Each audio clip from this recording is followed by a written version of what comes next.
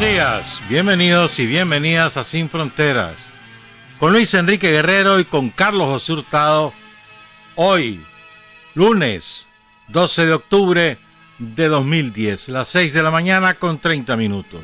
Sin Fronteras, la revista, con William Griggs Vivado, en la primerísima, 91.7 y 105.3 FM. 6 de la mañana con 34 minutos. Queremos saludar a todos los obreros, los ingenieros del Ministerio de Transporte e Infraestructura, el MTI. Magnífica labor para instalar el puente Bailey allá en Cuisalá, donde se derrumbó, como lo informamos el día viernes, un puente que quién sabe cuántos años tenía y que había sido socavado por las lluvias. Lo terminó de arruinar el choque que hubo sobre sus instalaciones, y luego al día siguiente se dañó otro puente, el puente La Guaruma, en la carretera entre el Sauce y Achuapa, el segundo puente. Pero ayer ya habilitaron un desvío, le pusieron un puente provisional para que continúe el tránsito de personas y de mercancías entre el Sauce y Achuapa, entre Occidente y el resto del país. Extraordinario trabajo de los compañeros, de las compañeras, y hay que felicitarlos por su esfuerzo. Pasaron trabajando casi 36 horas. En el caso de Cuisalá, que es un puente grande, y además hubo que construir el desvío, instalar el puente, pero fue magnífico. En el caso del Sauce Chapa fue más rápido, porque era un puente pequeño, y fue rápido realizarlo, pero labor gigantesca, la de las brigadas del MTI. En el caso del Sauce Chapa, también de las alcaldías de ambos municipios. Hoy hay varios aniversarios hoy, vamos a hablar de los tres rapidito, de uno para dedicarnos más el miércoles. Hoy es el aniversario del ataque de la emboscada frente a la hacienda San Fabián entre Las Manos y Ocotal en 1977, que significó la primera gran derrota militar de la dictadura somocista. Fue espectacular, no porque haya sido así planificado, sino por la bravura con la que se hizo la emboscada a un importante convoy de la Guardia Nacional que fue diezmado por el Frente Sandinista, el Frente Norte, que se iniciaba con aquella acción encabezada por el comandante Daniel Ortega. Estaba Germán Pumares, estaba... las puchicas eran un montón, ya se me olvidaron hasta no, estaba el Cuervo ahí, estaba Oscar Benavides, Leidania Fernández, bueno, había un montón de compañeros, y eran como 38 o 40, pues hubo dos. De eso vamos a hablar con mayor detenimiento el miércoles. El otro aniversario que lo vamos a abordar en la segunda parte. Hoy comenzó en en América, la invasión del Imperio Español, que en aquel momento era el más poderoso sobre la tierra, sobre América. De eso vamos a hablar desde otro ángulo, lo voy a sorprender en la segunda parte. Pero ahorita quiero hablar de varios temas, puntear varias cosas. El primero es otro aniversario, una desgracia. Y me voy a apoyar en una información publicada el 12 de octubre, miércoles, de 1983, hace hoy 37 años. Perdón, sí, hace hoy 37 años fue publicada esta información.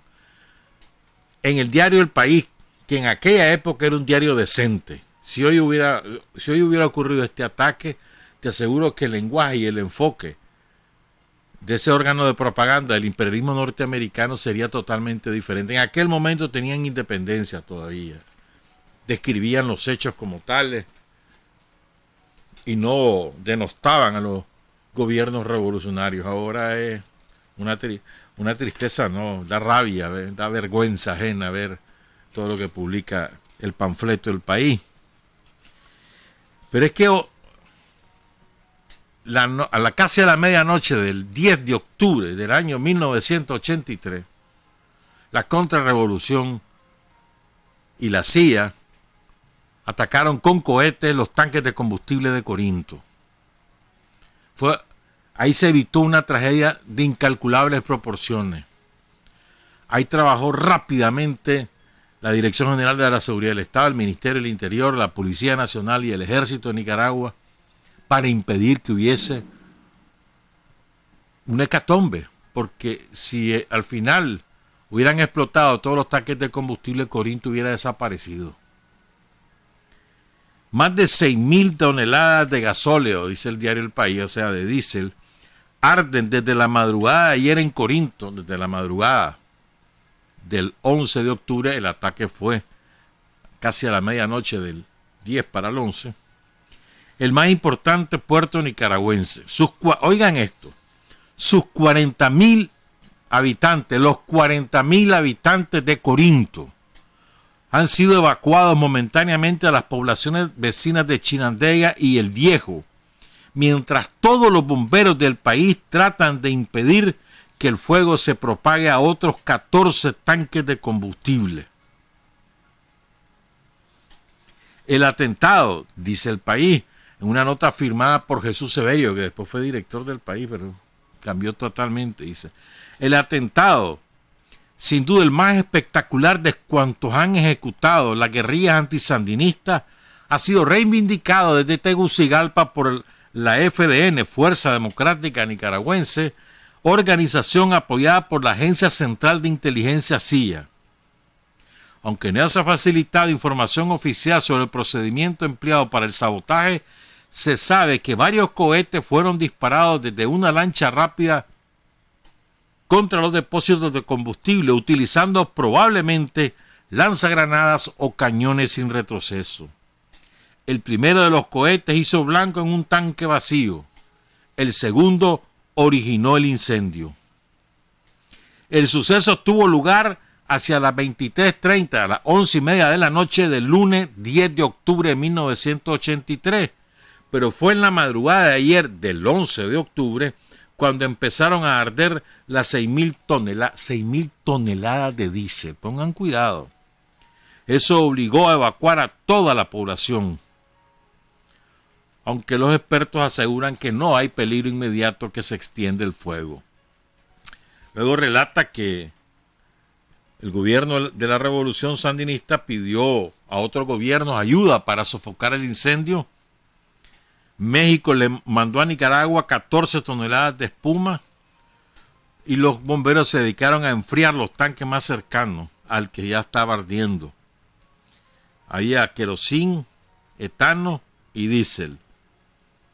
Nada pueden hacer por apagar el fuego, que no se detendrá probablemente hasta mañana, el 13 de octubre, una vez que se haya consumido todo el combustible del tanque. Escuelas y centros comunales de las ciudades más cercanas han sido habilitados para acoger a los habitantes de Corinto una vez que el gobierno ha ordenado la evacuación total. Esta es, escuchen, la tercera ocasión en que los depósitos del puerto de Corinto son atacados por fuerzas guerrilleras. El pasado mes de septiembre, escuchen, 2 aviones, uno de la FDN y otro de Edén Pastora, dispararon varios cohetes contra los tanques sin dar en el blanco. Las instalaciones petroleras de todo el país se han convertido durante el último mes en objetivo prioritario de la contrarrevolución, que de esta forma trata de paralizar la precaria economía nicaragüense y sobre todo de impedir la movilización de tropas. Esta intensificación de los sabotajes está estrechamente relacionada con los apremios, con el apuro hecho por la Agencia Central de Inteligencia para que presenten resultados inmediatos, ya que de otro modo sería difícil obtener nuevos fondos presupuestarios. Después vamos a recordar esta frase, porque vamos a hablar de otra cosa. Hombres rana de la CIA dinamitaron el 8 de septiembre, un mes antes, en 1983, dinamitaron el oleoducto de Puerto Sandino, donde se descarga todo el crudo que se consume el país. Días después, los portavoces de la contrarrevolución amenazaron con volar cualquier petrolero que se aproxime a Puerto Sandino. Un tanque con 2.000 toneladas de diésel fue incendiado también la semana pasada, a finales de septiembre, a principios de octubre, en el puerto Benjamín Celedón, situado en la costa atlántica a mitad de camino entre Puerto Cabezas y Bluefield. Ese atentado paralizó la flota pesquera y las minas que explotan en el interior del Atlántico Norte. Pilotos sobrevivientes de un avión derribado la semana pasada en Chinandega, cuando trataba de descargar pertrechos militares para la contra en el norte, han declarado al ser presentados a los periodistas que en esta guerra de sabotaje la CIA escoge los objetivos y los adjudica al FDN o al grupo de Den Pastora, según sean militares o económicos. Los hechos parecen, sin embargo, desmentir estas afirmaciones, ya que hasta ahora la FDN ha sido la FDN la que ha centrado sus ataques a objetivos económicos, mientras que el comandante Cero ha preferido bombardear instalaciones militares. ¿Estamos claros? Ese es el tipo de acciones que hace Estados Unidos contra un pueblo que el único daño que le había hecho era declarar su independencia. El único daño que le hizo a Estados Unidos a Nicaragua fue ese. Declaró su independencia y la ejerció.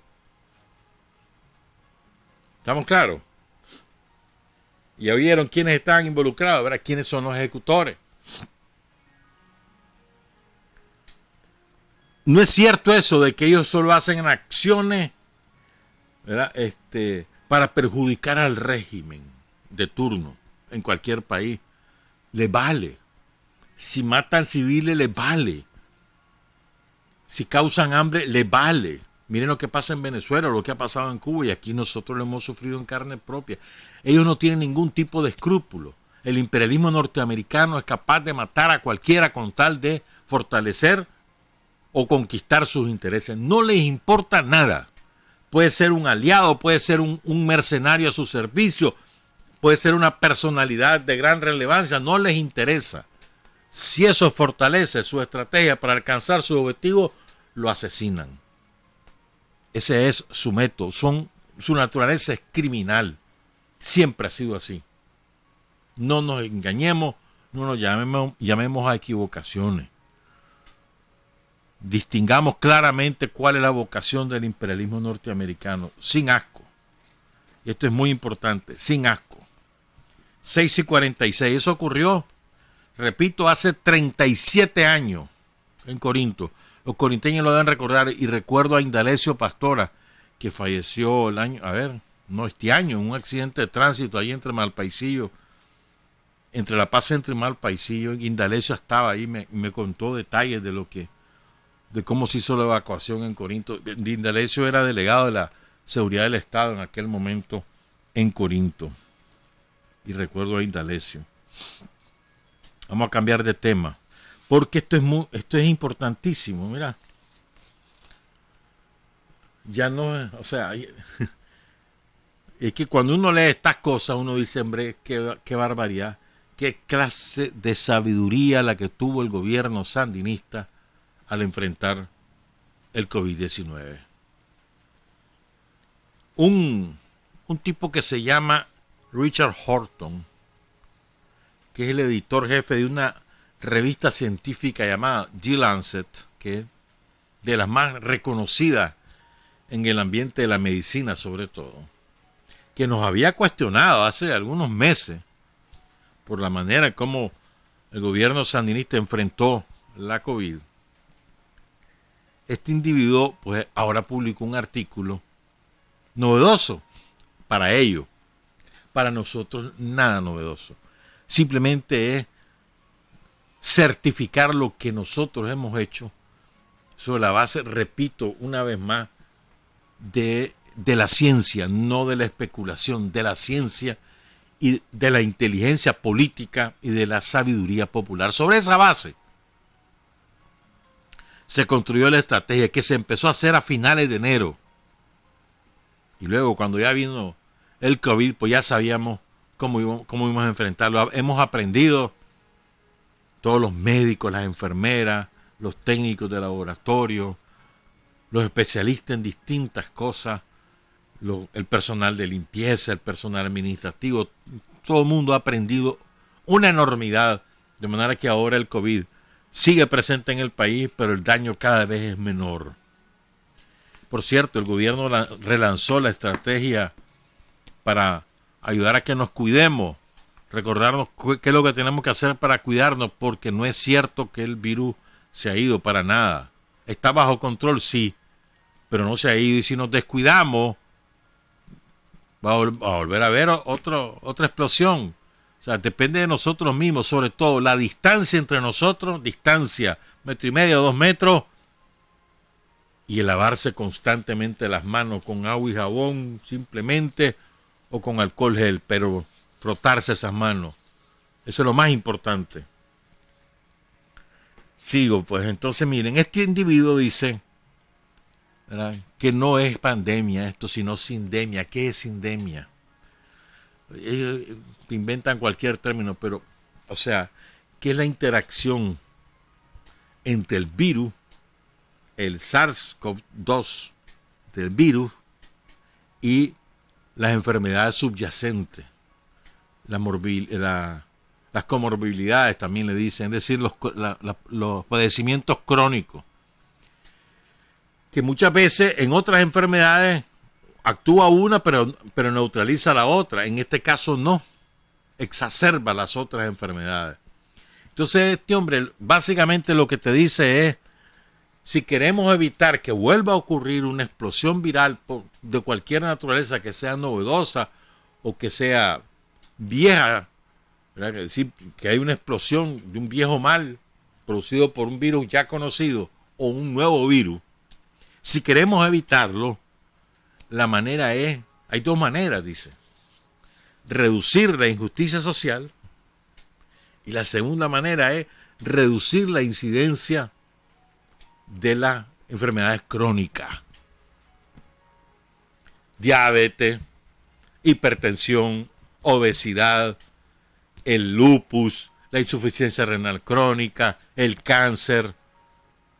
Reducir esa incidencia para que los seres humanos estén más capacitados para vencer al COVID. ¿Qué es lo que ha hecho el gobierno sandinista? Que se fue a hacer hace como 3 meses, se fue a hacerlo de casa en casa. Más de 3 millones de visitas se realizaron. ¿Para qué? Para saber qué padecía cada quien. Y en una de las tantas visitas no solamente se les preguntaba, también se llevaba a los médicos para que los examinaran. Y ahí se pudo determinar con mucha mayor precisión, no es exacto, pero es muchísimo más preciso, con un aproximado, te aseguro, más del 90%, quiénes son diabéticos, quiénes son hipertensos, dónde está la mayor incidencia, dónde está la IRC. Y ahí está el mapa de la salud, lo pueden ver en la página del Ministerio de Salud, por municipio, incluso por distrito en algunos municipios, dónde afecta qué tipo de enfermedad. ¿Ya? Es decir, ¿para qué? Para precisamente reducir su incidencia, atenderlo más rápidamente, prevenir. Medicina comunitaria y preventiva. Ese es el modelo. Y miren, lo que nosotros hacemos lo están recetando para el mundo. Claro, no lo dicen de esa manera, pero en esencia eso es. Queremos evitar una explosión mayor del COVID o de cualquier otra cosa, o de un viejo virus. Tenemos que atender dos elementos: reducir la pobreza al mínimo, porque son los pobres los más propensos, porque son los que más enfermedades padecen, porque son los que peor se alimentan, son los que peores condiciones ambientales los rodean. Reducir la desigualdad social y prevenir las enfermedades crónicas. Bueno, si realmente queremos acabar con esta pandemia cuyos efectos han sido devastadores en la gente, en la salud, en la economía, o con futuras pandemias de enfermedades infecciosas, dice un experto, que hemos visto venir una detrás de otra con cada vez mayor frecuencia: SIDA, ébola, SARS, Zika y ahora COVID-19. La lección es que tenemos que abordar las condiciones subyacentes que hacen posible una sindemia. Eso dice Mary Singer, antropólogo médico estadounidense, que es el que inventó este término sindemia, que combina sinergia y pandemia. Dice, hay evidencia creciente de que la influenza, la gripe y el resfriado común son contrasindémicos, es decir, la situación no empeora. Si una persona está infectada con los dos virus, una de las enfermedades no se desarrolla. Y en cuanto al aspecto social, el elemento clave en el caso de una sindemia es que añade la interacción de las enfermedades. Para frenar el avance y el impacto del COVID es crucial poner atención a las condiciones sociales que hacen que ciertos grupos sean más vulnerables a la enfermedad. Tenemos que abordar los factores estructurales que hacen que a los pobres les resulte más difícil acceder a la salud o a una dieta adecuada. Atender a los pobres, los factores estructurales, que es lo que viene haciendo el gobierno sandinista, eso, fortaleciendo todo el sistema de salud pública, ampliándolo en todas sus esferas, acercando los servicios de salud a la población por la vía de instalaciones permanentes o por la vía de feria. Eso es. Lo que nosotros estamos haciendo es lo que ahora dicen, hombre, esto es lo que hay que hacer, oyeron, lo que hace Nicaragua. Ninguno lo va a reconocer explícitamente, porque como nos volaron tanta riata y el tiempo dio la razón, entonces ninguno tiene la suficiente humildad para decir, hombre, nos equivocamos, mi Nicaragua es ejemplar. Ninguno lo va a hacer. Bueno, cambio de tema. 6:55. Vamos a unir estas dos cosas. El sábado, hubo un desfile militar en Pyongyang, la capital de la República Popular Democrática de Corea. Corea Democrática, Corea del Norte. Kim Jong-un presidió el desfile militar y mostraron un nuevo arsenal nuclear poderoso que sorprendió a moros y cristianos. Nadie se lo esperaba. El desfile fue sorpresivo, no fue previamente anunciado. Hubo un discurso moderado, ecuánime de Kim Jong-un. ¿Por qué es importante esto? Miren, aquí se ha dicho, aquí no, aquí también pues, pero ¿qué es lo que te dice la prensa capitalista, la propaganda imperialista? Kim Jong-un es un loco. Corea Democrática está en la miseria total. La propaganda, eso es lo que ha fijado en la mentalidad de muchos. Ni lo uno ni lo otro. Ni Kim Jong-un es un loco, ni Corea Democrática se está muriendo de hambre. Eso lo puedes ver en esas imágenes. Es decir, nadie que se esté muriendo de hambre tiene esa capacidad tecnológica militar para desarrollar ese tipo de arma. Nadie. ¿Y por qué lo hace? Porque esa es la única manera que tiene Corea Democrática de defenderse, prepararse para un ataque nuclear. Es la única forma. De otra manera, hace tiempo Corea Democrática hubiera sido destrozada, destruida por el imperialismo japonés o el norteamericano. Pero para impedir que hubiese un ataque preventivo o una invasión, o de Corea del Sur, lo que han hecho en Corea Democrática ha sido prepararse militarmente y desarrollar armamento nuclear. Ese es su factor disuasivo. No se metan conmigo, porque si se meten conmigo les meto un cohete nuclear, les meto un ataque masivo que va a destruir ciudades enteras de ustedes. Puede ser que nos destruyan, pero vamos a destruir y vamos a matar gente de ustedes. Esa es una advertencia tan eficaz que ahí está Corea Democrática. Aislada, le dicen chanchada, lo ponen de loco. Nada que ver. Nada que ver. Entonces, la fortaleza que les permite a Corea Democrática disuadir ese ataque es su fortaleza militar y especialmente su armamento nuclear. Nosotros no tenemos esas cosas. Ni tenemos esa capacidad tampoco. Y creo que tampoco la aspiramos. No tenemos esa capacidad. ¿Verdad? Tampoco tenemos riquezas petroleras. En términos geopolíticos, la importancia de nuestro territorio es su ubicación privilegiada. El centro de América, y el otro recurso que disponemos con abundancia es el agua. Después pare de contar. Hay muchas especulaciones sobre que aquí tenemos cobalto, que tenemos no sé qué. Puede ser que encuentren algunas reservas de petróleo relevantes, pues explotables, en cualquiera de los dos mares. Pero la verdad es que en lo que contamos, nuestra posición estratégica y el agua. Esa posición estratégica puede permitirte desarrollar el Gran Canal y el agua que tenés de reserva suficiente, ¿verdad? Nada más. Entonces, ¿en qué nos podemos basar nosotros como factor disuasivo?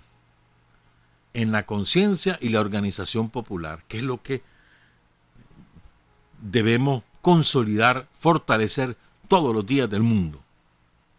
Ese es nuestro factor disuasivo. Conciencia y organización popular. Conciencia para que la gente defienda su democracia. O sea, la democracia está amenazada por el imperialismo norteamericano. Nos quieren arrebatar la democracia y nos quieren imponer la dictadura imperialista. No podemos permitirlo. No queremos volver a vivir bajo otra dictadura. Antes, con la dictadura somocista, era una dictadura además militar. En los años 90 fue la dictadura del neoliberalismo. No queremos volver a vivir en dictadura. Queremos mantener la democracia. Queremos conservar, fortalecer y desarrollar la democracia. La democracia que te permite acceder a los servicios de salud, a la educación, a la infraestructura, a la energía eléctrica, a la estabilidad, a la paz. La democracia que te permite tener certeza de que tu futuro va a ser mejor de lo que hoy es. Tenemos que fortalecer la democracia. Y la manera de fortalecer la democracia es con la conciencia y la organización popular. Ese es nuestro poderío. Y contrastarlo con lo que exactamente, el somocismo, instrumento del imperialismo, hace, que es exactamente lo contrario. Lo que hacen es fortalecer su trabajo como agentes extranjeros del imperialismo norteamericano. Miren, creo que es muy importante este concepto, me parece a mí. Nosotros no tenemos oposición en Nicaragua, tenemos agentes mercenarios al servicio de una potencia extranjera. Los que andan de guerén, queriendo organizar agrupaciones bajo la bandera de Estados Unidos, son mercenarios, es decir, han sido contratados por una potencia extranjera. Son agentes extranjeros. Eso no son oposición política. Oposición política es aquella que respeta el marco constitucional, el sistema legal de un país, aunque se oponga radicalmente al partido que ejerce el gobierno y se dispone a arrebatar el poder político mediante en el marco constitucional, mediante el proceso electoral. Esa es oposición. Lo que tenemos aquí no es oposición, son mercenarios y es una descripción que no es calificativa, no es peyorativa. No estoy diciendo con mercenarios que son malditos, no, que están bien, lo son pues, pero no es por eso que lo digo, sino porque esa es su descripción. ¿Qué es un mercenario? Es alguien que es contratado por una fuerza X para realizar tareas militares, criminales, en función de los intereses de quien lo contrata. Y puede ser hoy contratado por ese y al día siguiente contratado por los enemigos de este y volver después. Eso es. O sea, mercenario, ¿quién es? O sicario, pues ¿quién es? Yo contrato un tipo, mira hermano, mira fulano, quiero que mate a Perico Pérez y que después maté a su mujer y a sus hijos. ¿Cuánto me cobras? Te cobro $100,000. Dale, pues aquí están. Anda a matarlo. Entonces llega ese mercenario y mata a uno, pero no mata al otro, se dan cuenta y le dicen, mira, ¿cuánto te está dando ese hombre? $100,000, te voy a dar 150,000. Ya no me mates a mí, anda a matarlo a él. Y lo hace. Esos son los mercenarios. Esos son los sicarios. Bueno, estos son mercenarios. Han sido contratados para desestabilizar Nicaragua, para destruir la democracia en Nicaragua, para construir una dictadura yanqui en Nicaragua y para asesinar, desaparecer del mapa el sandinismo. Esa es su misión. Y hacen todo lo que sea por tener éxito. Y nosotros hacemos todo lo que sea para impedirlo. Y lo vamos marcando. Lo vamos marcando. Porque no se lo vamos a permitir. ¿Estamos claros? ¿Verdad? De aquí va a haber una asamblea en la OEA. Hay la intención de Estados Unidos de iniciar un proceso para descalificarnos como sistema político. O sea, su naturaleza, recuerden, es antidemocrática. Entonces quieren que la democracia de Nicaragua sea considerada proscrita. ¿Verdad? Entonces, de aquí a esa asamblea de la OEA, que ha sido, como ya sabemos, el Ministerio de Colonia de Estados Unidos, aquí se van a incrementar las provocaciones, porque esta gente, así como te decía, que la CIA le exigía a los mercenarios somocistas, tanto del FDN como de ARDE, les exigía resultados como condición para tener más reales, así les dicen ahora, queremos resultados. Queremos que probéis que tenés fuerza. No podemos andar pegando nosotros gritos por ustedes y ustedes no hacen nada. Busquen qué hacer.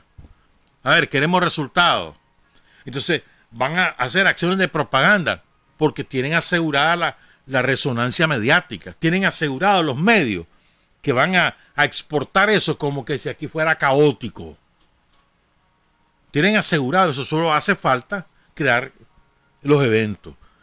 Entonces pueden usar la salsa de tomate como ya lo hicieron una vez, de verdad, con el narcotraficante que se las pica de académico. Ya lo hicieron una vez ahí en León, acordate. Metieron un par de cachimbazos en la cara al tipo. No salió golpeado, pero nada más. Entonces cuando llegó al carro, ya se puso salsa de tomate para que pareciera sangrando. Bueno, la salsa de tomate la están volviendo a usar. Y después, que cuidados intensivos, que no sé. Y vas a ver. Y se van a incrementar este tipo de acciones. Nos van a provocar y hay que dejar que la policía haga su trabajo. No, nosotros no podemos caer en provocaciones.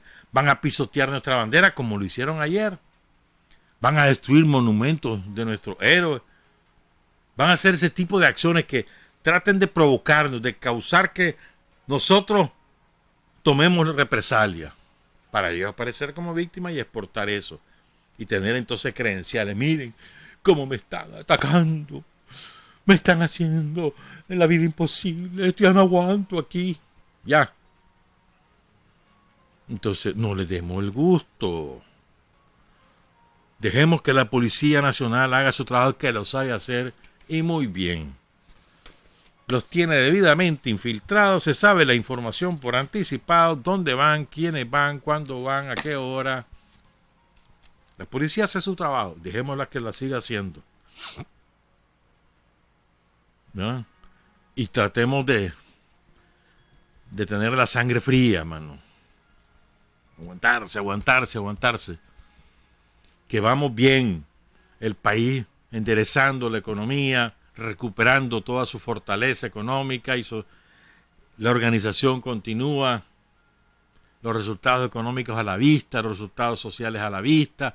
Ahí vamos. No dejemos que por provocaciones no caigamos en esas provocaciones para que no perjudiquemos el buen rumbo que llevamos. Y a propósito de eso, todo el fin de semana me pasé leyendo muchas cosas y entonces me acordé de un concepto de patria que tiene José Martín, que incluso el himno de Cuba, que es un himno precioso, está inspirado en José Martí, no está escrito literalmente por José Martí, pero está inspirado por José Martí. Entonces, vean lo que es este concepto de patria y vean cómo se contrasta, que contradice, es lo opuesto, lo antagónico de lo que hacen estos delincuentes. Por cierto, vayan a preguntarle, a ustedes que a veces ahí en las redes pueden acceder a ellos o en los medios de propaganda que ellos tienen, pregúntenle qué piensan de lo que ocurrió, de lo que empezó a ocurrir hoy hace más de 500 años, hace 520 años, por ahí, en América. ¿Qué piensan? Y van a ver la respuesta que interesante les van a dar. Por cierto, pues, ya vamos a hablar de eso, sí. Pero es que quiero recordar este concepto de patria que Martí lo dice tan bonito. Él escribió una obra de teatro que se llama Abdala. Es muy bonita, corta y es muy bonita. No sé si aquí hay algún grupo de teatro que alguna vez la haya escenificado, pero es una obra de teatro muy linda.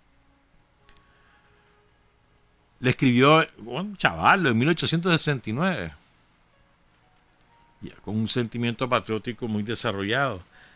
Entonces se trata de un muchacho, ¿verdad?, que le dice a su mamá: mira, mamá, voy a ir a pelear por mi patria. No vayas, le dice la mamá, qué barbaridad, me vas a dejar sola, ¿qué es más importante, mi dolor o la patria? Y va, ese es un diálogo y va. Al final de la obra, el muchacho, herido de muerte, lo llevan sus compañeros a que vaya a morir con su mamá, y ahí muere, en los brazos de su mamá. Esa es la obra de teatro, Abdala.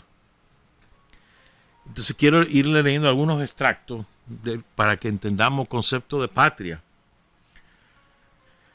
Más fuerte brillan robustas y valientes nuestras almas. Feliz 1000 veces, oh valiente joven, el pueblo que es tu patria. El pueblo que es tu patria. ¿A dónde vas?, le dice su madre, que se llama Espirta. Espera, oh madre mía, nada puedo esperar. Detente, Abdala. ¿Yo detenerme, madre? ¿No contemplas el ejército ansioso que me aguarda? ¿No ves que de mi brazo espera Nubia, Cuba, la libertad que un bárbaro amenaza? ¿No ves cómo se aprestan los guerreros? ¿No miras cómo brillan nuestras lanzas? Detenerme no puedo, oh madre mía. Al campo voy a defender mi patria. Tu madre soy nubio, soy cubano. El pueblo entero, por defender su libertad, me aguarda. Un pueblo extraño nuestras tierras huellas pisotea. Con vil esclavitud nos amenaza. Audaz nos muestra sus potentes picas y nos manda el honor. Y Dios nos manda por la patria morir, antes que verla del bárbaro opresor cobarde esclava. Le dice su madre: pues si exige el honor que al campo vueles, tu madre hoy que te detengas manda. Un rayo solo pudiera detener el esfuerzo y valor del noble Abdala. A la guerra corred, nobles guerreros, que con vosotros el caudillo marcha. El amor, madre, a la patria, oigan, este es lindo. El amor, madre, a la patria no es el amor ridículo a la tierra, ni a la hierba que pisan nuestras plantas. Es el odio invencible a quien la oprime. Es el rencor eterno a quien la ataca. Esa es la patria. El odio a quien la oprime, el rencor eterno a quien ataca. Y tal amor despierta en nuestro pecho el mundo de recuerdos que nos llama a la vida otra vez, cuando la sangre herida brota con angustia el alma. Perdón. Y le dice el hijo a la madre: ¿acaso crees que hay algo más sublime que la patria? Quien a su patria defender ansía, ni en sangre ni en obstáculos repara. Del tirano desprecia la soberbia, en su pecho se estrella la amenaza, y si el cielo bastara a su deseo, al mismo cielo con valor llegara. Vengo a ya cuando ya lo llevan herido, sus compañeros, herido de muerte, va a morir en los brazos de su madre, él pide ir a los brazos de su madre. Dice Abdala: vengo a exhalar en vuestros brazos, madre, mis últimos suspiros y mi alma. Morir, morir cuando la nubia Cuba lucha, cuando la noble sangre se derrama de mis hermanos, madre, cuando espera de nuestras fuerzas libertad de la patria. Oh madre, no lloréis, volad cual vuelan nobles matronas del valor en alas a gritar en el campo de los guerreros. Luchad, luchad, oh nubios cubanos, esperanza. Luchad, luchad, esperanza. Que no llore, me dices, le dice la madre, y tu vida alguna vez me pagará la patria.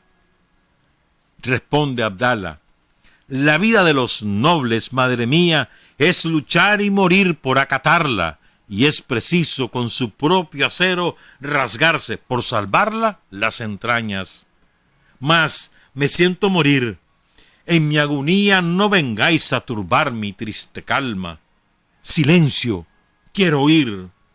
Oh, me parece que la enemiga hueste derrotada huye por la llanura. Oíd, silencio, ya los miro correr a los cobardes.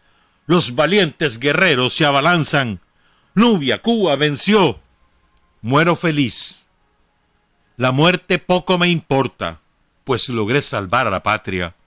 Oh, qué dulce es morir cuando se muere luchando audaz por defender la patria. Precioso, ¿no? Esa es la patria. De eso no saben los mercenarios. Regresamos, las 7:15. Hay hombres que luchan un día y son buenos. Hay hombres que luchan un año y son mejores. Pero hay hombres que luchan toda la vida. Esos son los imprescindibles. 7:18. Hay muchas mentiras que se dicen sobre la invasión a América de parte del imperialismo español. Muchas mentiras. Antes de decirle la primera que la creemos todos y que no es así. Me dicen de que ayer hubo una muy linda actividad en Agarote. Saludos a Ana Isabel Morales que nos lo está informando. Y hicieron... ¿Cuántas comidas fue la que me dijo Ana Isabel? Espérame. Dice... Ayer fue muy linda la actividad en Agarote en honor a Pedro Arauz Palacio Federico, cuyo aniversario es mañana. Perdón, el 17. En el inicio de una jornada en su honor, hicieron 15,000 platos para la población. Bonito, ¿eh? Bonita manera. Entonces, la primera mentira que nos han dicho es que el 12 de octubre llegó Cristóbal Colón a América. No es cierto. ¿Sabías eso? No fue el 12 de octubre. Realmente fue el 13. Pero el 13 era sábado de gloria. Y los reyes, los jefes del imperio de la época, querían además hacer coincidir la llegada de Cristóbal Colón y sus huestes a América, hacerlo coincidir primero con que fuera Viernes Santo, que en la época era día sagrado, de especial significado. Y además, el 12 de octubre es el día de la patrona de ellos, de la patrona de España, Nuestra Señora del Pilar. Entonces forzaron las cosas. No fue el 12 de octubre que llegó Cristóbal Colón, fue el 13. Es que son las cosas, ¿verdad? Eso lo cuenta un historiador argentino que se llama Felipe Pigna. Publicó un artículo ahí en el diario El Clarín. Y mirá cómo era el matrimonio entre iglesia e invasores. Se muere Colón, ¿verdad? Mirá qué interesante esto. Son dos cosas interesantes. Se muere Colón. ¿Dónde lo enterraron? En un convento. En el convento de San Francisco de Valladolid. Después lo sacaron de ahí y lo mandaron a Sevilla, a la capilla de Santana, en la catedral de Sevilla. Fíjate bien. Después su hijo, uno de los hijos pues de Colón, testó de que cuando él se muriera, su cuerpo y el cuerpo de su padre lo llevaran a la catedral de Santo Domingo, la capital de la República Dominicana. En aquel momento se conocía como Santo Domingo a toda la isla de la Española, ¿sí? Donde está Haití, donde está República Dominicana. Entonces tardaron en darle el permiso, pero finalmente exhuman los restos y se lo llevan a Santo Domingo, a la Catedral de Santo Domingo. Miren lo que es. Para conservar mejor los restos, a Colón le quitaron toda su carne, era el cuerpo de Colón, lo dejaron solo los huesos y le pusieron una piel encima. En serio, así fue.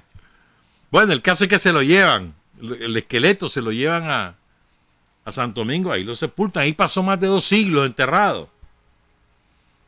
Pero viene Francia y conquista la isla. Entonces, apurados los españoles, sacan los huesos, el esqueleto de Colón y se lo llevan a Cuba. Ahí lo sepultan. Pero después viene la guerra de independencia que encabezó José Martí y Antonio Maceo.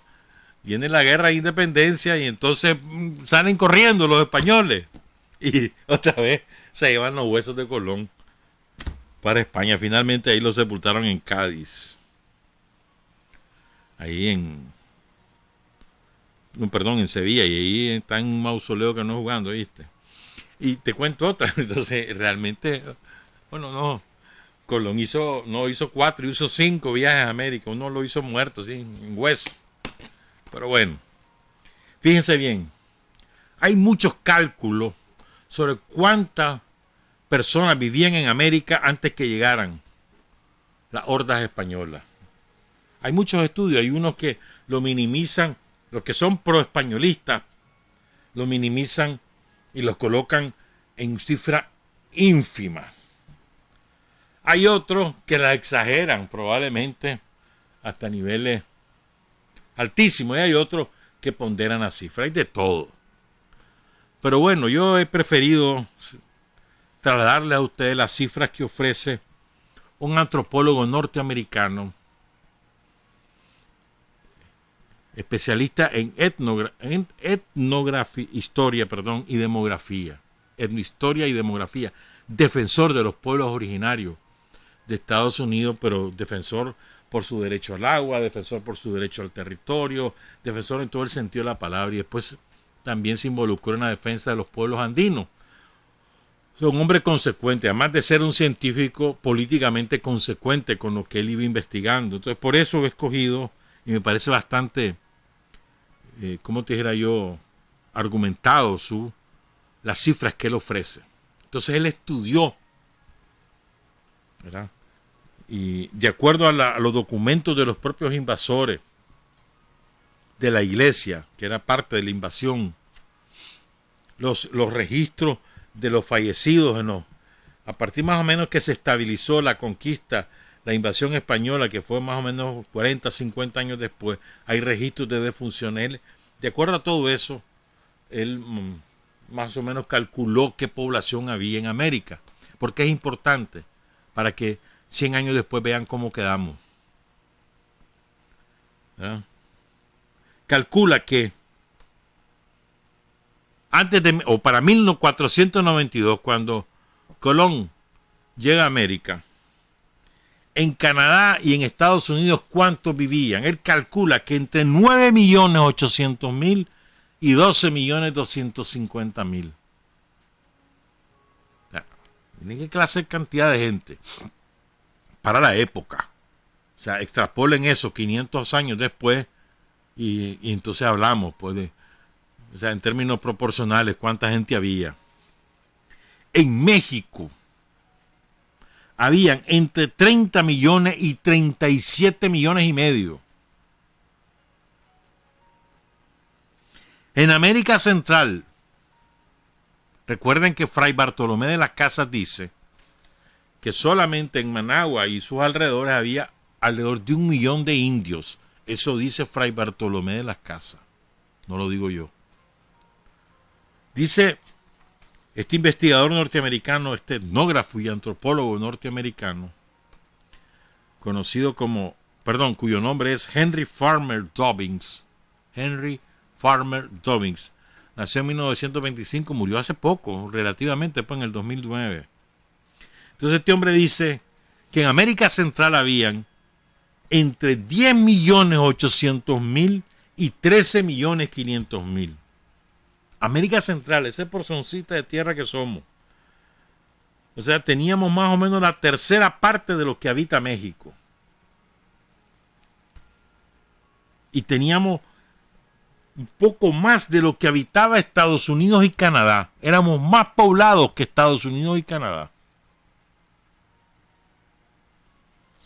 En las Antillas, o sea, el Caribe, ahí había entre 440,000 y 550,000. Un montón de gente, porque a excepción de las mayores de las Antillas, que es Cuba y la isla de la Española, Haití, República Dominicana, todos los demás son pequeñas islas. Jamaica, para de contar en la grande. Ahí habían 500,000 en toda esa isla. En los Andes, hablando de los Andes, es decir, la cordillera, los pueblos que habitaban en la cordillera de los Andes, no necesariamente los países que tienen alguna estribación de los Andes, no, los que habitaban los Andes. Ahí habían, o sea, el Imperio Inca, para comenzar, ahí había entre 30 y 37 millones y medio, más o menos la misma población de México. Y en las tierras bajas, así le denomina él a todo lo que está en la llanura, empezando en Colombia, Venezuela, Brasil, Uruguay, Paraguay, Argentina y parte del sur de Chile. O sea, todo esa, las tierras bajas de Sudamérica le llama él. Todo lo demás es las tierras altas, es decir, la parte como Ecuador, que está completamente ahí en eso, o Perú o Bolivia. Pero más parte de Colombia, parte de Venezuela, parte de Brasil y parte de Chile. Entonces ahí había, según los cálculos de él, entre 9 y 11,250,000. Entonces en total había en América entre 90 y 112 millones de habitantes. ¿Saben cuántos habían? Después de un siglo, más o menos, siglo y medio, en el año 1700. ¿Saben cuántos quedaban? Estamos hablando que eran 112 millones máximo, 90 millones mínimo. En siglo y medio tendría que haber crecido por lo menos un 30%, por lo menos. Pero no, quedaban 5 millones en América. Eso fue fruto de varias cosas. La primera, las matanzas de los invasores. La segunda,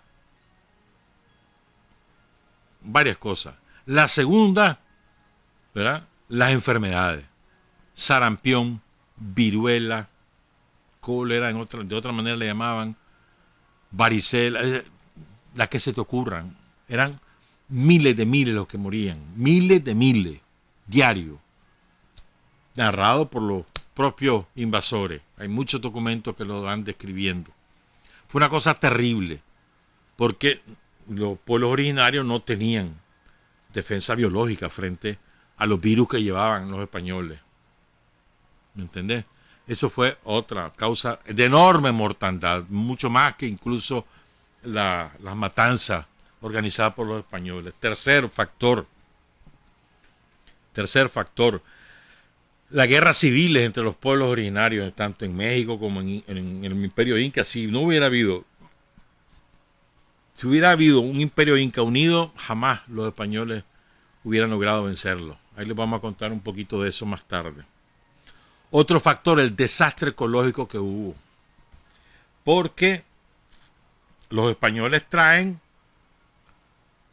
animales que aquí no se conocían, la res, la oveja, y cultivos que aquí no se conocían. Y eso causa, sobre todo lo de las reses, fue particularmente visible en México, ¿verdad? Causa un desastre ecológico. Y la hambruna, causa la hambruna. Hambruna de los pueblos originarios y hambruna aún de los pueblos ya esclavizados por los españoles, de los pueblos originarios que no estaban esclavizados, que vivían aún en sus comunidades, que no habían llegado todavía los españoles, y también de los pueblos ya sometidos por el imperio. Todos esos factores explican esa reducción dramática. Estás hablando de una reducción al 5% de lo que eran. Aquí no hubo encuentro de dos culturas como nos han inventado, porque el encuentro supone voluntariedad.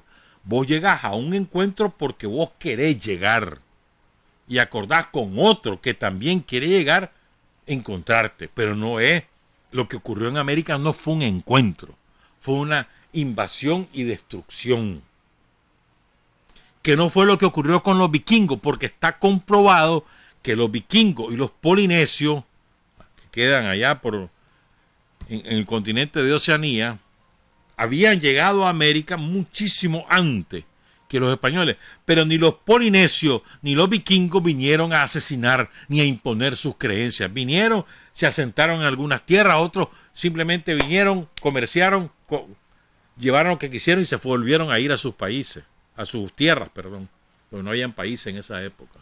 Eso está comprobado. Por eso es tan diferente la invasión española. Y nos los quieren encubrir como el día de la raza. ¿De cuál raza? Si no existían las razas.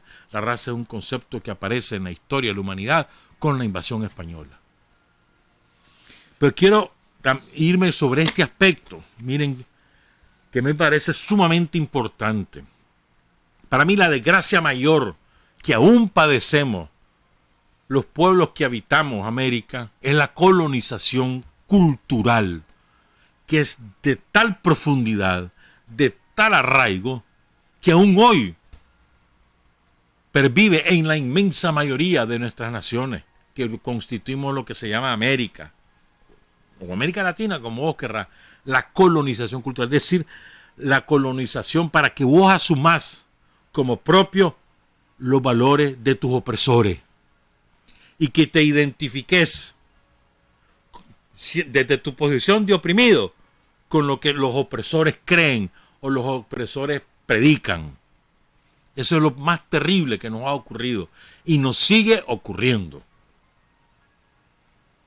Nos sigue ocurriendo. Es decir, cuando vos adoptás como propia la manera de ser de tu enemigo y además defendés esa manera de ser, esa cultura, esa forma de pensamiento, esa manera de relacionarte con otros pueblos o con otros ciudadanos, con la naturaleza.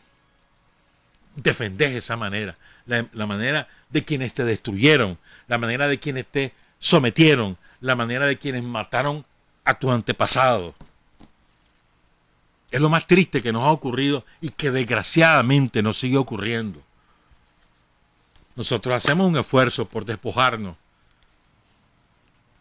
de ese sometimiento cultural. Y estamos haciendo los esfuerzos, pero eso no es de la noche a la mañana. Eso tiene que ver con muchísimas cosas. No solo con la educación, sino también con nuestra manera de relacionarnos y de asumirnos. ¿Cómo valoramos más al blanquito que al de piel oscura? ¿Cómo valoramos más el que tiene determinada cantidad de riqueza que el que tiene determinada cantidad de conocimiento? ¿Cómo le hacemos cultura a la apariencia física y no a la sabiduría ni a la bondad? Es más importante ser simpático o atractivo o atractiva ante los ojos de los demás que ser buena gente. Todo eso son cosas que las tenemos en los genes, hermano, y hay que asumir conscientemente, o al revés, o simplemente estudiar esto y darnos cuenta para adquirir conciencia de que eso que nosotros defendemos no es lo que debemos defender en términos culturales para que iniciemos la descolonización. Si vos no te das cuenta que estás colonizado, no te vas a descolonizar. Entonces les quiero contar algo. A mí me estremeció en su momento, hace muchísimos años, pero lo volví a leer, ¿me entendés? Anduve de relector ahora, me estuve leyendo a Séneca y etcétera, pues. Pero es que, a ver, uno de los casos más dramáticos de colonización cultural, de los más, no el más, no puedo decir que es el más, pero de los más dramáticos de colonización cultural es el de Perú. Perú, la sede del Imperio Inca, el Cusco, la sede del Imperio Inca, el imperio más grande de América, el más desarrollado desde el punto de vista científico, desde el punto de vista cultural, desde el punto de vista de la infraestructura, de la organización social, el más estructurado. O sea, el Imperio Inca era poderosísimo. Todo ese sistema de caminos que tenía, el de agua potable, la manera como habían estudiado el cosmos, la relación con la naturaleza, era una maravilla. También eran muy violentos entre ellos, y para someter a otros pueblos eran muy violentos, como todo imperio. También le pasó a los mexicas en México, eran muy violentos y pagaron el costo. Los incas pagaron el costo de su manera de oprimir a otros pueblos originarios. Pero bueno, el Perú era la sede de la grandeza cultural de América. Que España, ni que Alemania, era Perú, el imperio inca. El desarrollo de ese imperio era descomunal, como lo fue en su momento los mayas, los pueblos mayas, que era Mesoamérica. Mesoamérica era superior en habitantes y en fortaleza cultural y desarrollo económico que América del Norte, por ejemplo, pues Mesoamérica, con el imperio maya a la cabeza. Pero lo que quiero contarles es ejemplos concretos de colonización cultural, sobre la base de un testimonio escrito ya cuando él tenía 77 años más o menos, el último de los incas, Juan Bautista Tupac Amaru.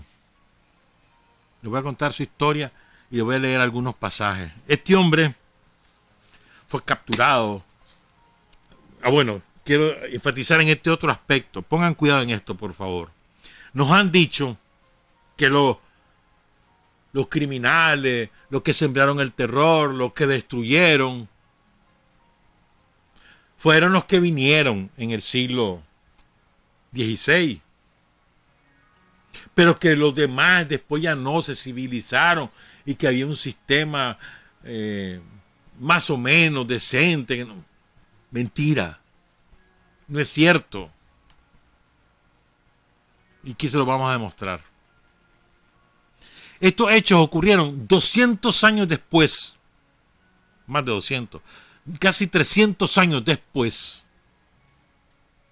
Casi 300 años después de el sometimiento del imperio inca. 300 años después que habían llegado Colón y su gente a América, que andaban buscando riquezas naturales, más comercio con la India, etcétera.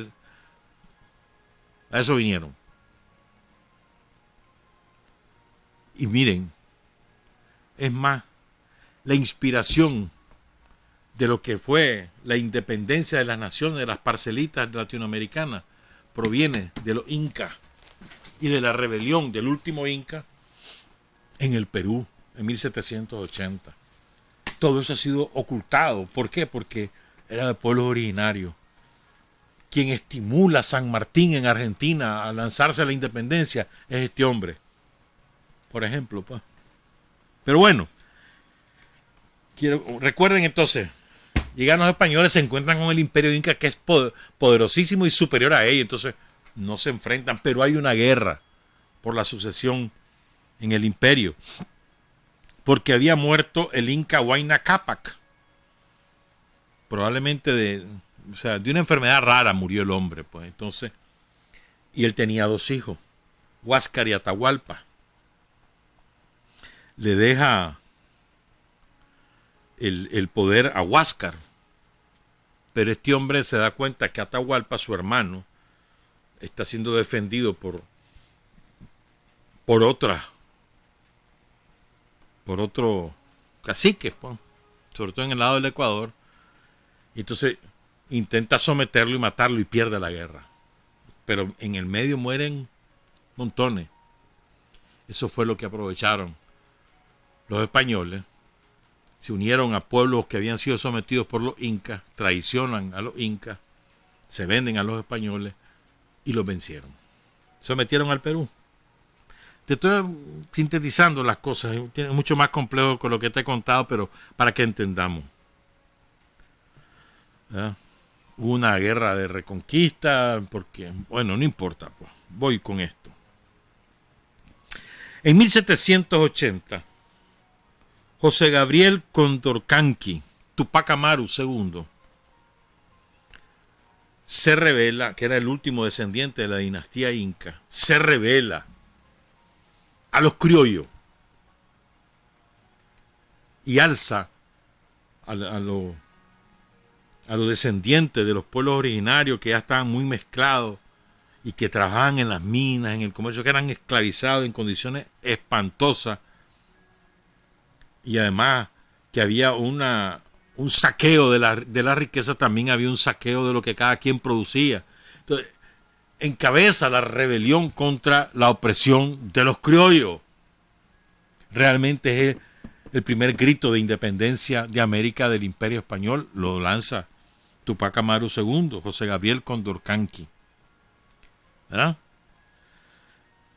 Por supuesto, los criollos aplastan la rebelión,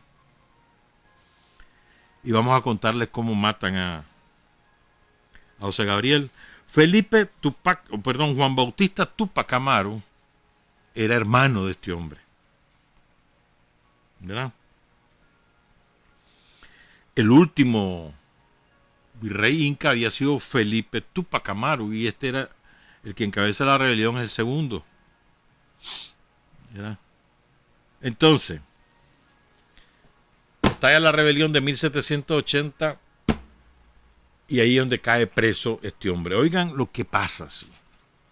Y lo que quiero contar, no voy a contar toda la historia, solo voy a contar los aspectos más relevantes que demuestran que el salvajismo, que la crueldad está en los genes de los invasores, que no es un asunto de que fueron los de hace 500 años, pero que estos no es cierto.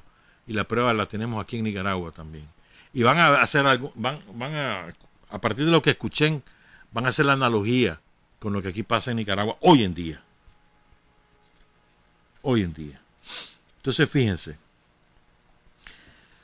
A este hombre, a Juan Bautista, lo echan preso como resultado de los eventos que te voy a contar. Él murió en Argentina, muchos años después. Y escribe su testimonio como compromiso cuando aceptan financiar su viaje desde España, desde las cárceles de España, supuestamente al Perú, pero nunca volvió al Perú, lo mandan a Argentina. Entonces, leo. La provincia del Cusco, cuenta Juan Bautista, antigua capital del imperio de los incas, gemía desde el tiempo de la conquista bajo el yugo tan duro como impuesto por la mortandad de 14 millones de indios y por la acción de los horrores espantosos que refiere diminutamente la historia de aquellos tiempos. Mandó el emperador Carlos III en el año 1780 a un comisionado llamado Areche, con el título de visitador, a establecer los estancos, las aduanas, los impuestos sobre venta en todo el Perú. Estas medidas de la rapacidad española, dando un campo abierto al desarrollo de su codicia, colmaron la desesperación de los indígenas, y mi hermano se puso a la cabeza de 25,000 indios el día 4 de octubre de 1780 para dirigir este santo movimiento de insurrección con que la naturaleza empieza por todas partes la regeneración de los hombres y presagia por su suceso la felicidad del mundo. Este es el inicio de la independencia de América. 1780, un indio, inca, lo encabeza. Cayeron bajo del poder y venganza de sus enemigos, que nada dejaron por sacrificar sus viles pasiones. Mataron familias por centenares, sin consideración a edad ni sexo. El terror se apoderó de todos los espíritus y, aprovechando de este sentimiento siempre envilecedor, consiguieron la entrega pérfida de mi hermano por un compadre suyo en el pueblo de Langui. Piense bien. La traición, un traidor entrega al rebelde. Un traidor. Compraron a un compadre y el compadre reveló dónde estaba el líder de la rebelión y así lo capturaron. Elemento a tomar en cuenta. Primero, no es cierto que la crueldad era potestad de los que vinieron de primero. No es cierto eso. Segundo, la traición de por medio. Cuando hay enemistades también, el enemigo de menor fuerza dentro de un país, dentro de una nación, dentro de un pueblo, el enemigo, el que está vencido, el vencido por el dominante, suele aliarse, entregarse, venderse a un enemigo más poderoso extranjero. Eso siempre ocurre así.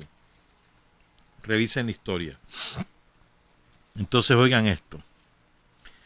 Estos tigres, los conquistadores, los criollos de la época, aguzaron sus garras y nada omitieron de feroz para hacer exquisita su presa. Condució al Cusco con su esposa, doña Micaela Bastidas, sus hijos Fernando e Hipólito, su cuñado Antonio Bastidas y otros deudos. El visitador Areche lo mandó comparecer cargado de cadenas, y con toda fiereza y orgullo de déspota le pregunta por sus cómplices, a que contestando no conocerlos de vista, mandó a reunir a todos los vecinos decentes y se los presentó en línea, para que dentro de ellos señalase a quien conocía cómplice. Entonces con un noble desprecio le dice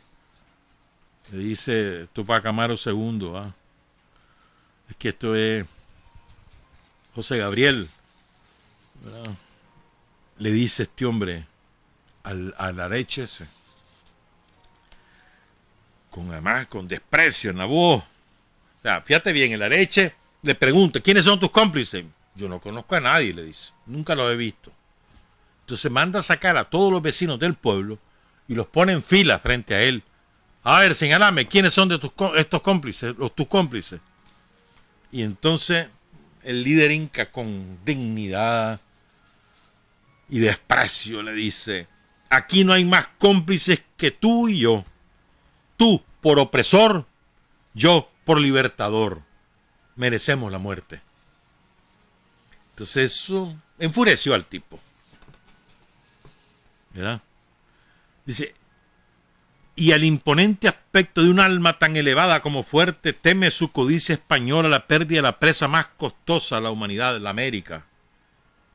Y para conservarla toma la resolución de sus padres, los conquistadores, y como ellos, derramar la sangre de los indios por torrente con igual desprecio y ferocidad. Fulmina decretos de muerte contra mi hermano y su familia, que se ejecutan con suplicios horribles y varios. La esposa de mi hermano sufrió la muerte en una guillotina. Su hijo Fernando, de 16 años de edad, su cuñado Antonio Bastidas, con otros más deudos, la recibieron en la horca. Todo se mandó presenciar por mi hermano. Oigan bien.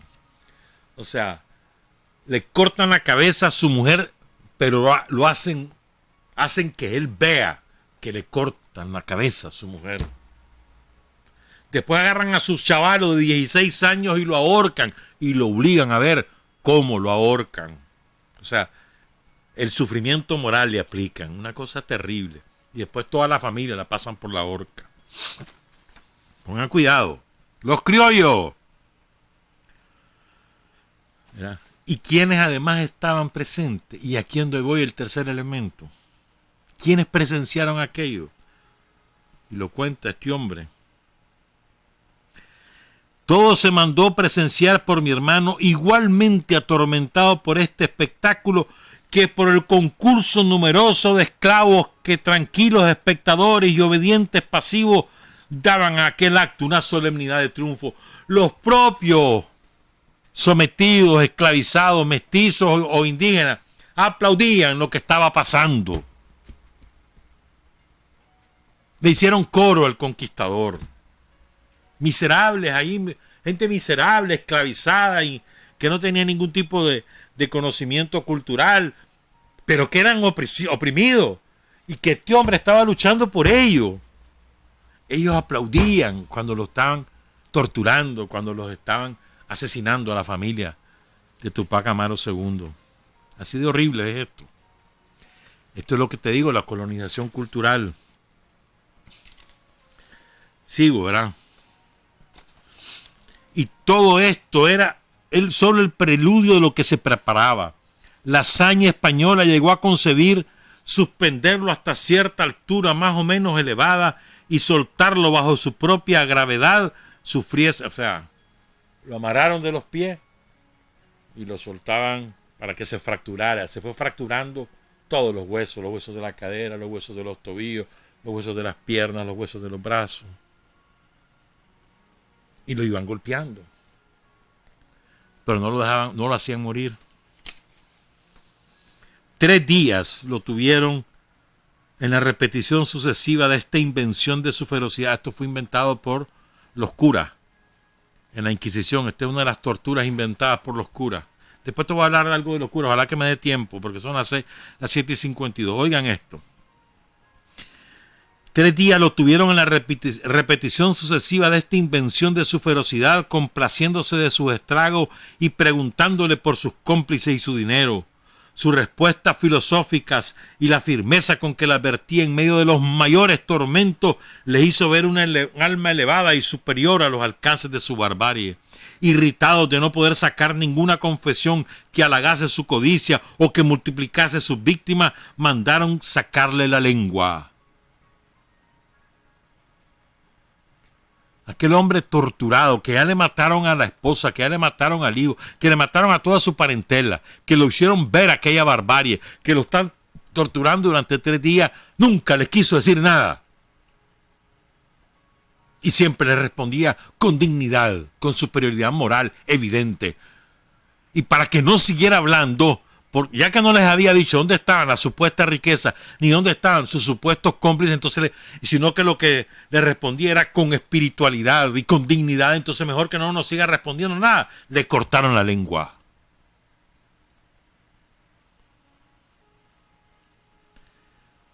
¿No? Mandaron sacarle la lengua que ha sabido callar con tanto heroísmo y solo pronunciar verdades amargas que la adulación y los esclavos jamás les hicieron oír. Todavía fue más allí su crueldad, para no perder sus cortos restos de existencia que todavía mostraba mi hermano José Gabriel. Le hicieron atar pies y manos a 4 caballos para que fuese dividido en otras tantas partes, y no habiendo conseguido de este modo, el verdugo lo verificó, y mostrando así que un esclavo es el mejor instrumento contra su semejante y que puede disputar a la fiera la destreza de devorarlo. 4 caballos, lo ataron de pies y manos, lo despedazaron. ¡Vivo! Atormentado, sufriendo, sin lengua, con todos sus huesos quebrados, pero vivo. Lo despedazaron. Y los esclavos, los oprimidos aplaudiendo. Fíjense bien. Ahí es cuando le echan preso. Dice que él no cae preso en esa vez, sino que lo echan preso después y lo hacen sufrir 1000 cosas, ¿verdad? Le saquean la casa, le llevan a la esposa, a sus hijos, a su tío, a toda su familia, la llevan presa y lo van torturando, y entonces él va contando porque se lo llevan desde su casa en un pueblo hasta el Cusco, ¿verdad? Y entonces, oigan esto,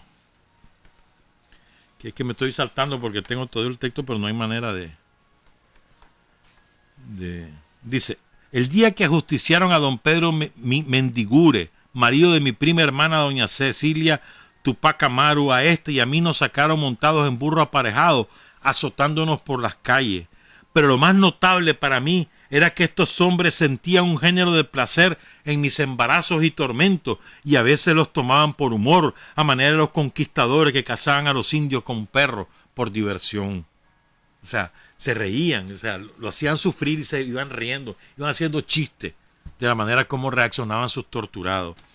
El influjo de esta ferocidad había podido transmitirse como contagio hasta los mismos indios, naturalmente humanos y dulces, y a medida que su comercio con los españoles era más cercano, más contiguo, los que me miraban en las calles a veces se atrevían a echar sobre mí un mirar compasivo. Los que se habían hecho soldados, si no me insultaban con altivez, tomaban un aire de desdén insoportable. Los muchachos, a medida que mostraban por su color o por una aptitud menos humilde pertenecer de más cerca a los españoles, eran conmigo más insolentes y me oprimían de más injuria, parecían ser el órgano de sus padres. Fíjense, miren qué triste. Los sometidos, los oprimidos, que los habían hecho soldados, o simplemente eran comerciantes, o que por su color de la piel ya tenían más clarita la piel, se sentían ya españolitos, se sumaban al escarnio y a las torturas y a aquel espectáculo horrendo. Nos convencimos bien costosamente de que los tiranos no tenían palabra y que bajo los que estábamos pertenecían a los que bajo de esta misma garantía sacrificaron a nuestros últimos incas. Y pues sigue describiendo los terribles suplicios a los que fueron sometidos. Y oigan esto, dice, que llegan a su casa, saquean su casa, puso el fuego a mi casa y sembró de sal sus escombros.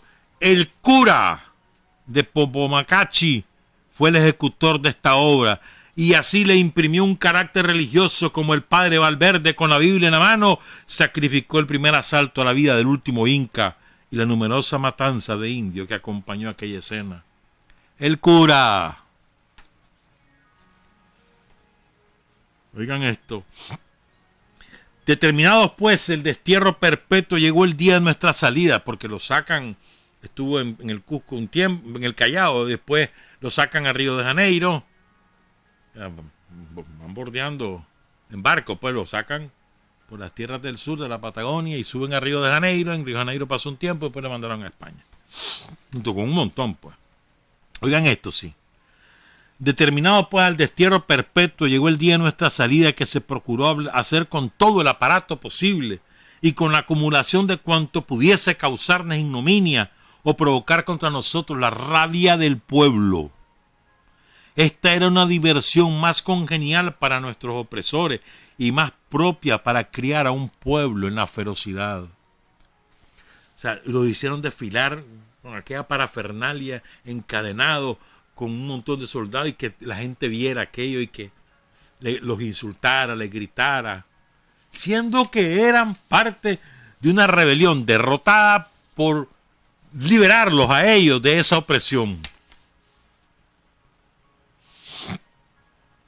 La gente se agolparon a las calles y balcones por donde debíamos pasar, y tal es la degradación y estupidez de la servidumbre que todos mostraban celebridad como por un triunfo que había estrechado más sus cadenas y prolongado su esclavitud. Así caminamos alrededor de la plaza. Bueno, oigan esto. Nuestras lágrimas y sollozos, nuestro traje andrajoso, nuestros semblantes casi cadavéricos por el hambre y sed en que nos habían mantenido y en que nos hallamos en ese mismo instante, lejos de promover la compasión, arrancaba por todas partes de la gente las palabras de pícaros, traidores, que la paguen, y los presagios de nuestra ruina. Y así pues, dice, hay una frase, hay tres cosas más que quiero decir, ya nos vamos, son las 8, qué barbaridad. Oigan esto, dice. Él describe lo que era el capitán del barco. Dice, tenía todas las preocupaciones de su nación. Era español, supersticioso, sin moral, inhumano, codicioso. ¿Ah? Perdón. Quiero leerles esto, dice. En Europa se castigan, a propósito de algo que hicieron unos payasos por ahí. En Europa se castigan pequeños crímenes y a los grandes se les tributa culto. Con cuánta justicia podríamos decir a cuantos la gobiernan a Europa lo que respondió un pirata a Alejandro: se me llama un ladrón porque no tengo sino un navío, y a ti, porque tienes una flota, se te llama conquistador. La Europa tiene leyes contra los robos y aplauso, gloria e inmortalidad para los invasores de América. En el Código de sus Reyes hay un artículo que dice: tú no robarás a menos que seas rey, obtengas un privilegio del rey o estés en América. Estaba permitido por el Código Penal de los Reyes robar en América, eso no era delito. No asesinarás a menos que hagas perecer millares de hombres. O sea, a uno no lo podés matar, pero si matás a un montón no importa. O si matás a algún americano, eso estaba permitido. Estos que nos conducen observan este artículo para hacerse un mérito. Y digan otra más. Es de advertir que estos españoles eran groseros, ignorantes, supersticiosos, como la mayor parte de los que venían a América. Y esta otra. Hay en la sensibilidad española, dice, para afectarse tan contrariamente al resto de los hombres, parecerá entonces la demostración de mi opinión que es estar en sus órganos la verdadera causa porque se complacen tanto en los actos de matanza de hombre y tienen a ellos como impelidos por una fuerza instintiva. ¿Qué es lo que está diciendo? Dice que lo llevan en la sangre, el hacer sufrir a otro, el matar a otro, el divertirse con el sufrimiento ajeno. Los españoles, los invasores. Finalmente, con esto dice, mucho mayor desde que fui instruido de que en Europa, un día queriendo salir de mí mismo por impresiones extranjeras, fui a ver el ejercicio de la tropa ahí en Cádiz. A pesar de que siempre tenía esa clase de asesinos por oficio, un error raro. Y mucho mayor desde que fui instruido de que en Europa se vendían hombres para defender a cualquier causa, que el atractivo de la bandera cuando se colocaban para alistar hombres jamás era sino la cantidad de dinero que se ofrecía, que así los mismos hombres defendían hoy una causa y mañana la contraria, para volver otro día a defender la primera. Los mercenarios, que realmente nacen en Suiza, pero bueno, los españoles se volvieron expertos también, los mercenarios. Entonces él llegó a ver la exhibición de los mercenarios para ver quién los contrataba, qué bandera ni qué nada. El dinero era su bandera, como los de aquí, el dinero es su bandera. Cierro. Me fue mucho más insoportable la presencia de un indio que preguntándome un día que me encontró en la calle que si era cusqueño, a la contestación de ser yo, Tupac Amaru, lleno de furia, el indio me dice que cómo me tenían todavía con vida, que hacía mucho debían haberme muerto. Yo, que esperaba a mí una respuesta amigable, algún brote de sensibilidad de parte de otro indio como yo, vi con el mayor dolor un enemigo desnaturalizado en él, y muchos días se me amargaron por el recuerdo de esta vil arrogancia. El indio deseando la muerte del indio, el oprimido deseando la muerte de otro oprimido, de su libertador. Lecciones, compañeros, en la historia, ahí están. Hay muchas más. Estudiemos la historia. Buenos días, buenas tardes, buenas noches. Trabajar, avanzar, combatir, vencer, patria y libertad. Revolución es sentido del momento histórico. Es cambiar todo lo que debe ser cambiado. Es igualdad y libertad plenas. Es ser tratado y tratar a los demás como seres humanos. Es emanciparnos por nosotros mismos y con nuestros propios esfuerzos. Es desafiar poderosas fuerzas dominantes dentro y fuera del ámbito social y nacional. Es defender valores en los que se cree al precio de cualquier sacrificio. Es modestia, desinterés, altruismo, solidaridad y heroísmo. Es no mentir jamás ni violar principios éticos. Es convicción profunda de que no existe fuerza en el mundo capaz de aplastar la fuerza de la verdad y las ideas. Revolución es unidad, es independencia, es luchar por nuestro sueño de justicia para Cuba y para el mundo. que es la base de nuestro patriotismo, nuestro socialismo y nuestro internacionalismo.